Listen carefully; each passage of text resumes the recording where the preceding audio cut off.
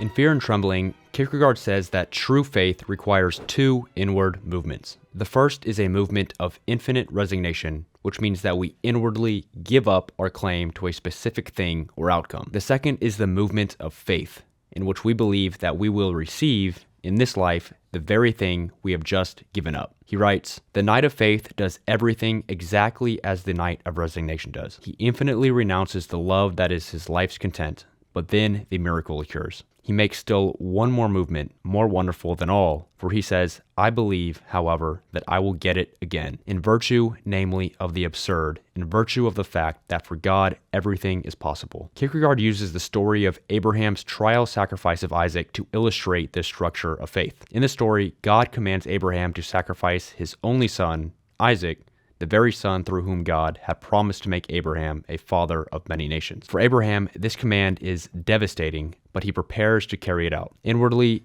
Abraham makes the movement of resignation. He truly gives Isaac up. He is willing to sacrifice him. But after making this first movement, Abraham makes a second inward movement. He believes that he will receive Isaac back despite the absurdity of the belief. This second movement is the movement of faith. In modern life, Kierkegaard's version of faith looks like this.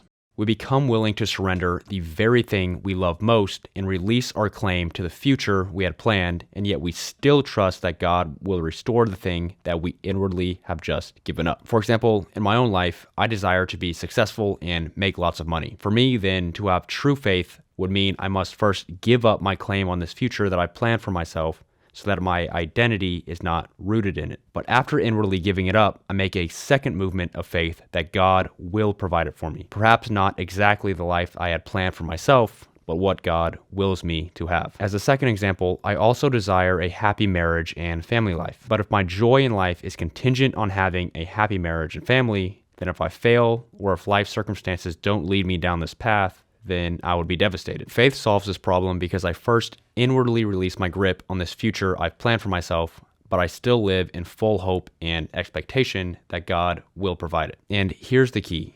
Kierkegaard does not say that the knight of faith stops desiring or pursuing the things that he loves. Instead, the knight of faith simply detaches his identity and ultimate security from them and instead places his identity and security in God. In this way, the knight of faith fully participates in ordinary life. Kierkegaard emphasizes that he or she is externally indistinguishable from everyone else. He writes, "He enjoys everything, partakes in everything. He attends to his business affairs. He takes a holiday on Sunday. He goes to church. If one did not know him, it would be impossible to single him out from the rest of the crowd. He is delighted with everything that he sees. He lets things take their course with reckless disregard, as if he were a light-minded loafer, and yet he buys every moment he lives at the opportune time for the highest price, for he does not do the slightest thing except in virtue of the absurd." To act in virtue of the absurd means that the knight of faith recognizes that nothing in the finite world is rationally guaranteed. He or his loved ones may die at any moment.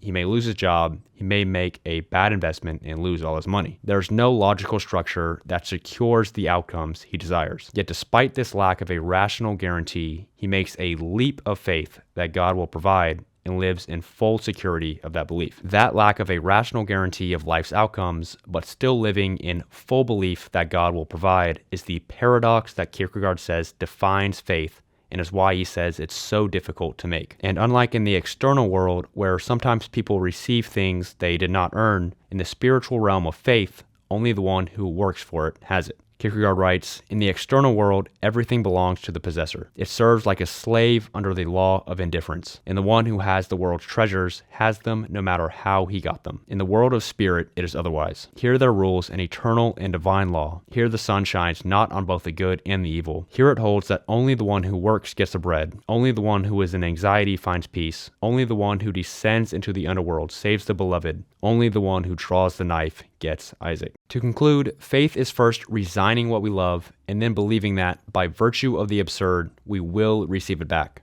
It is not clinging, but nor is it indifference. It is surrender combined with trust, and only we can make the movement for ourselves. Thanks so much for watching. Let me know in the comments if you have any questions about this episode or if there's anything that I haven't properly clarified. My next episode will dive into what Kierkegaard means when he criticizes his generation for attempting to go further than faith. I think his criticism has real applications for our lives today and has helped me to live more in the present and to be content with my life and at peace. I can't wait to share it with you, and I hope to see you in that next episode.